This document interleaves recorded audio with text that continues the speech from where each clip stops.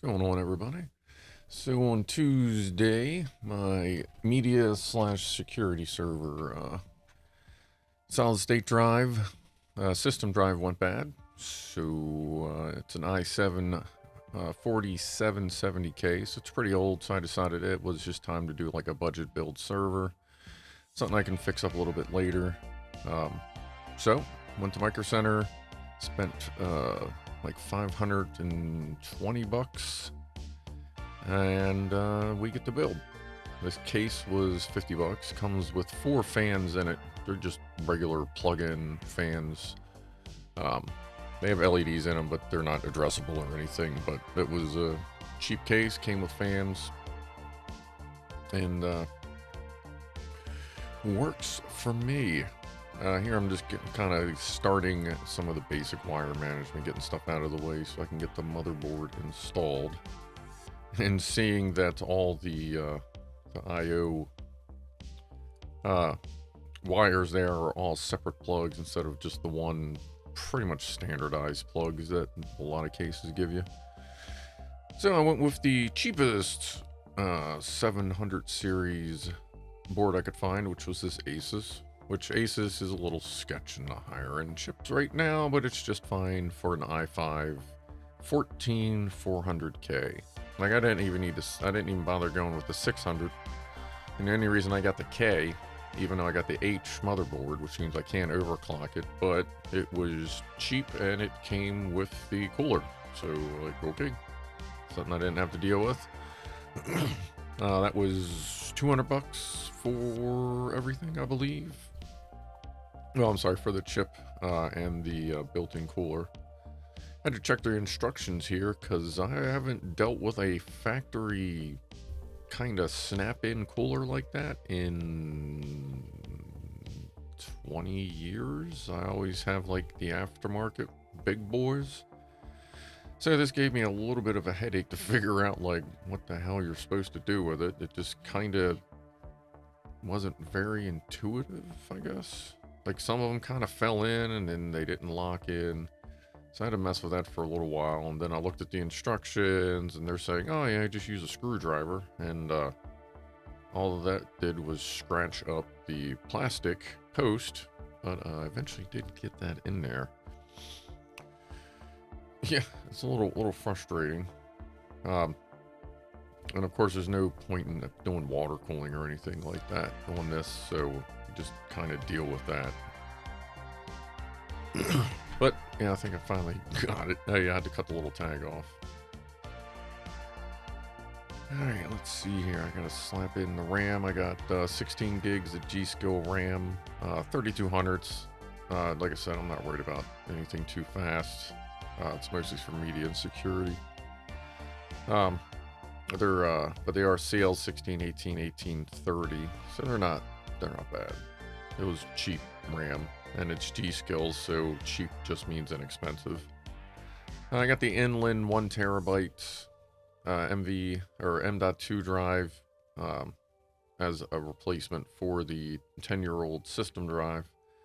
I've never had any problem with the Inland stuff. Like, Inland is generally rebadged good stuff. Like, this uses the, what is it? The Pfizer E25 controller, which are, the E21Ts were junk, but the E25 seem to be doing pretty good. It's got pretty fast read-write. You know, it's up there with the rest of them. So that there tells you it's not cheap, like it's decent stuff. It's just rebadged something good.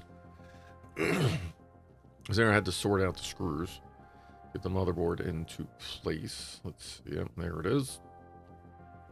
Oh yeah, forgot I had to put the I/O plate on. That's the other thing, like your higher end motherboards, like the I/O plate is just kind of built into it. Of course, your higher end motherboards also have so much aluminum on them that you could probably be rich if you took it to a recycling center. I did find that funny when I was done this. I picked it up to move it and I almost, like, it was just ridiculously light. The gaming computer I just did is heavy because there's just lots of heat sink, lots of aluminum, radiator. But either way, It was good times.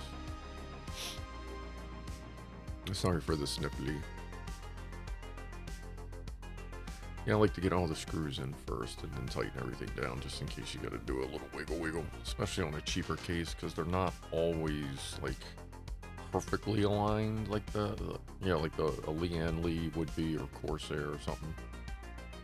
And as far as the power supply, I went with a Powerspec, another in-house brand for Micro Center, because the studio computer that was my old gaming computer came with a 750 watt inland, and that's what we're recording this on right now, so it's still humping. And that was with an overclocked 3070 and an overclocked 11900K in it for quite some time.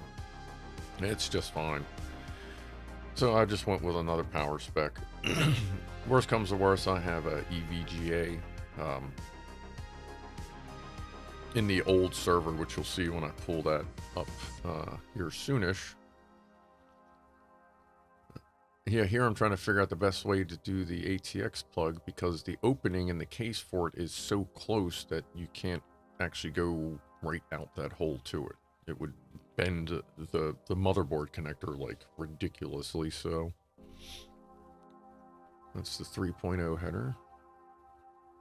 That is, I'm sitting there looking, and I haven't used Asus motherboards before, and I'm used to the audio header just saying, you know, audio or HD audio. I'm looking, I'm like, that looks like the header, but what the hell is AAFP? But apparently that's, you know, audio for the front panel, like I guess Asus audio front panel. So once I got that sorted out, I could get the USB 2.0 and the audio plugged in.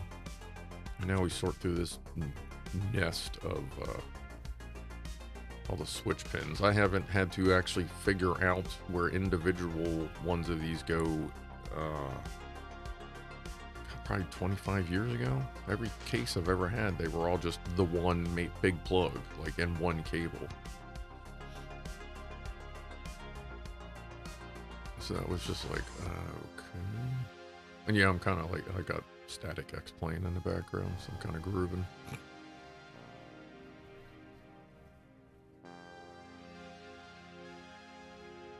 Get some, like, I wasn't doing super serious wire management. Plus this case, like, you can tell they wanted to do wire management, but especially like the front IO panel, everything comes out in a spot that if you try to put those wires behind there where they are, you'd bend, like you would probably break the 3.0 header off.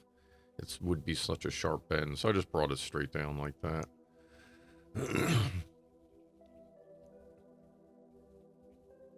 I took that in. It is nice that the case has the bottom tray where the power supply is. Now I just got to sort through all the cables I need and get the that motherboard cable plugged in. But you'll see me kind of futzing with it here in a minute, trying to figure out where to run it, because it doesn't look like the case has enough clearance, but it actually does. You'll see where I eventually put it. Like the back panel, there's maybe a 1/4 inch between the raised areas you see there and the panel itself, so it just barely fit. I'm sorting out that big ass all those big ass fan connectors. Like, they'll probably get replaced eventually. I don't expect the fans to last very long, but they'll do just fine for now. I wasn't trying to get too fancy with something that just sits in the basement. I've gone through various versions of the server. So this is the first time I had a drive failing me, though. I've had to replace a motherboard, a power supply, the RAM went weird.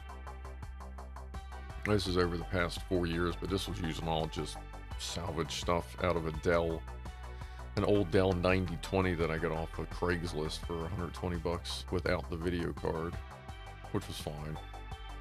And it ran fine for many years, and it still will run. I just got to get a different. I just decided it was time, because my media server connects to the internet, and so I can do remote log into it and all that.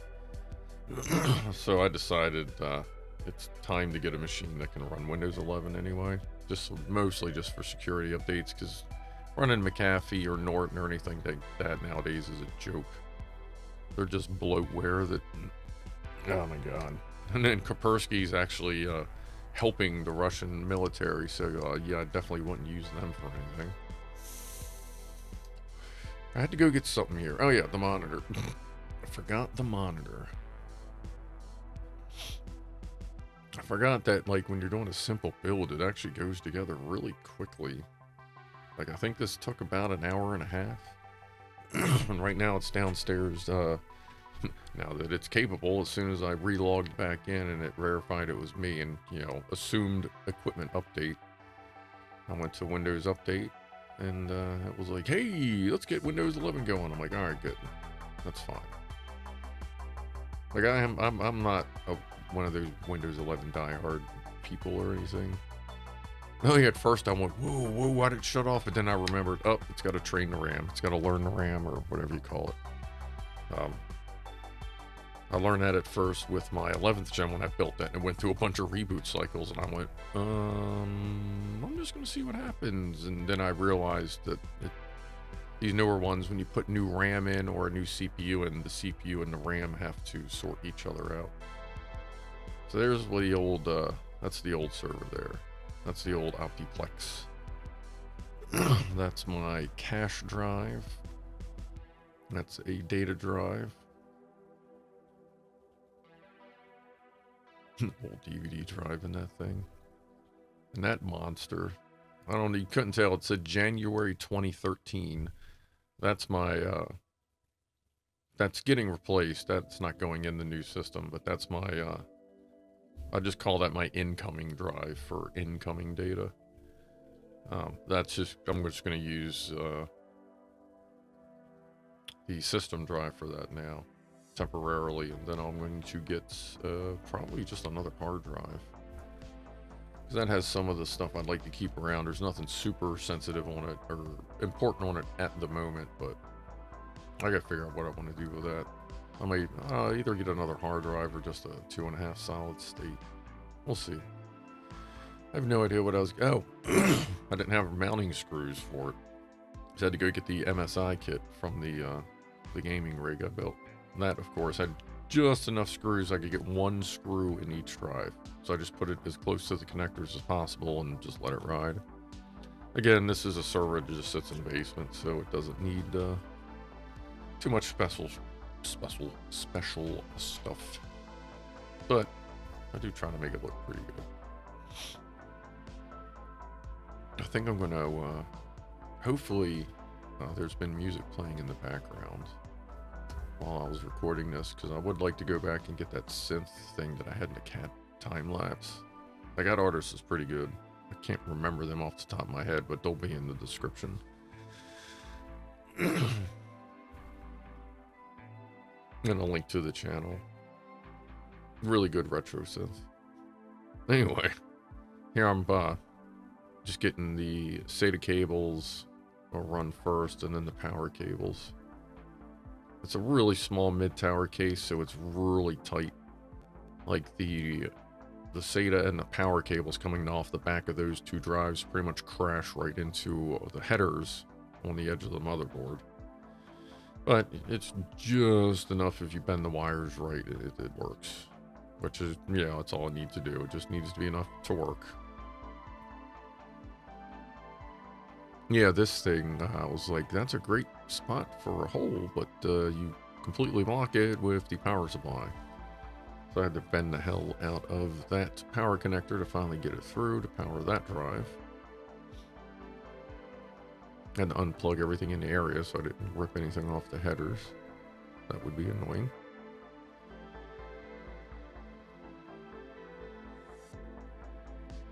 I haven't built a computer in a while, and then in the past, couple months I've built two.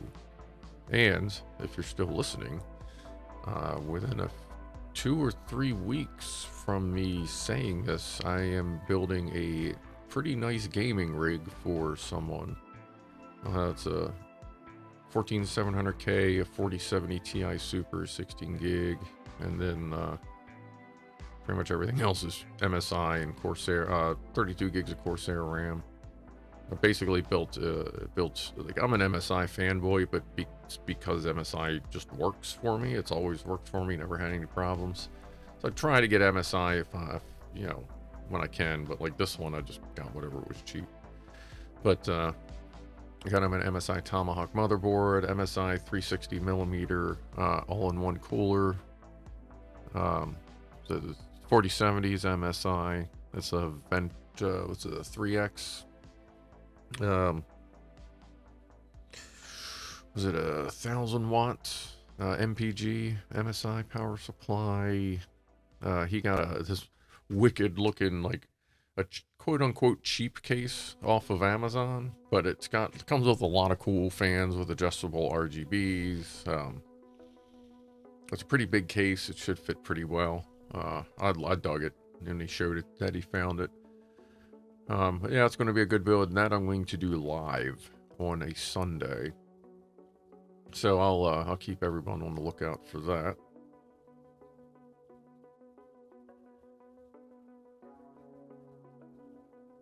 All right, we got good boot, we got good post. Now we're going to do the dance of joy, because that's what we do here, and then we're going to hump the machine.